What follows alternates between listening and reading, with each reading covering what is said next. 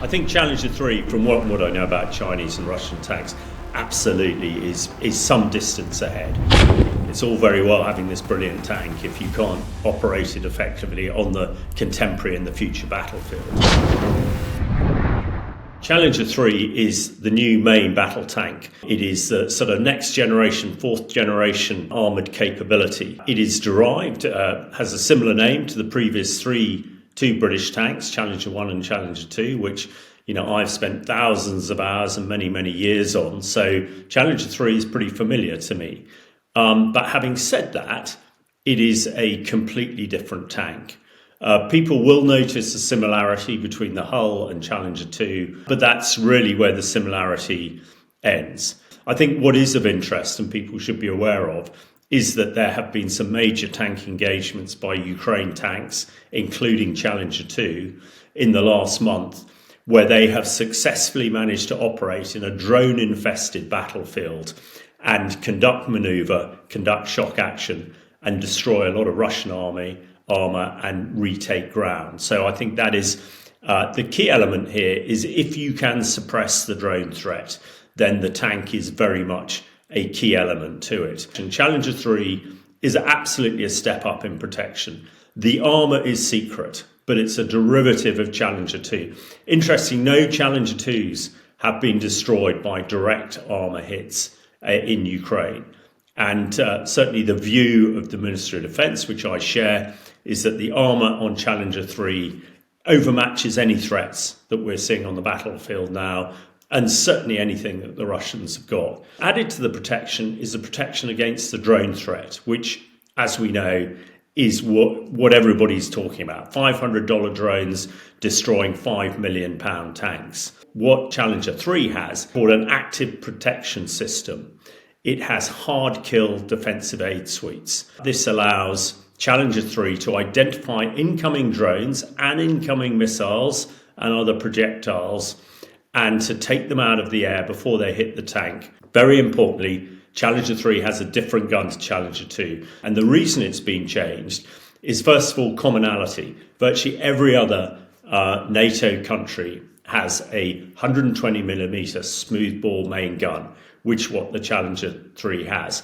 which means commonality of ammunition. We can use ammunition from the Dutch, the Danes, the Germans, etc., and the Americans. The other really important thing about smoothbore is you can fire smart munitions through it. And we're seeing it a lot in artillery design in Ukraine, where smart munitions are fired through artillery barrels, and these are loitering munitions, dual purpose, and that is what's been developed for the tank as well. So that is extending its capability. And certainly if Challenger 3 is properly financed and funded, it will have a whole host of drones that are tethered to it. Again, what we're seeing in Ukraine, the tank will need drones to be able to see over the hill, as it were. That's a real game changer if the tank can fire over the hill, in other words, fire at things it can't see. But also, it uses drones to acquire its targets and also conduct what we call battle damage assessment. So, it's very difficult. If you're firing at something 4 or 5 kilometres away, sometimes it's difficult, through sights to see if you've hit it or not. But if you have a drone at target end, you can. I think Challenger 3, from what I've seen and what I know about it and what I know about Chinese and Russian tanks, absolutely is some distance ahead. A lot of talk about the Almaty, the T-14, but that has been an absolute disaster. I think the Russians have only ever made 14. They took a couple to Syria, and I was in Syria for quite a long time. I didn't actually see them up close, but I gather the 3 or 4 they took to Syria were destroyed fairly easily by rebels. So the T-14 is full of propaganda and hot air coming out of the Kremlin, but actually its capability is we just haven't seen it. It's been so unreliable. It doesn't work, and the fact they've only made 14 of them is really testament to that. And the fact it's incredibly expensive, where Russian tanks generally is all about mass. We know that they've lost over 5,000 tanks in Ukraine alone because they have produced very cheap tanks that are very easy to use. And the majority of the Russian tanks now, the this one is the T90. But again, that is a generation or two behind Challenger 3. The protection, again, we look at firepower, protection and mobility. Mobility of a T90 or T80, yeah, all pretty good, pretty reliable. Protection, the Russians don't go big on protection. They have a rather different view to the survival of their soldiers than we do, and the fact they've lost 1.5 million in Ukraine already is testament to that. So the protection of Russian tanks is pretty limited. The firepower, they've got a 125mm smoothbore gun, is pretty good, but it doesn't have the fire control system that Challenger 3 is, and it's not digital. So when you come to be able to coordinate with all the other assets, the drones, attack helicopters, fighter jets, they just can't do that. It's a similar fashion to the Chinese. What the Chinese and the Russians have gone for is mass. And for sure, mass does have a quality all of its own. It was the Second World War, the mass of Allied tanks, the Shermans, that beat the Germans, who went for highly sophisticated tanks like Panthers and Tigers, but they only had a couple of thousand, whereas the Allies had up to 50,000 Shermans. So there is that. But what we have now and what we can do is force multiplication in the digital environment using Challenger 3s as a sort of mother capability with lots of other attached to it. So in sum, Challenger 3 is a next generation or two in front of what the Russians or the Chinese or anybody else have.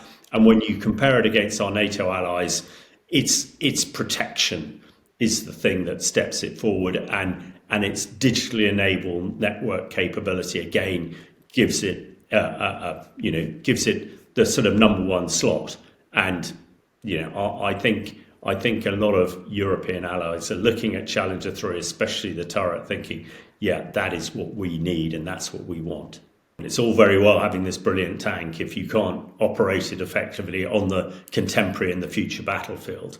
I mean, what I'd say is I know that we are learning an awful lot from the Ukrainians. There are Ukrainians back in the UK training the British Army at the moment.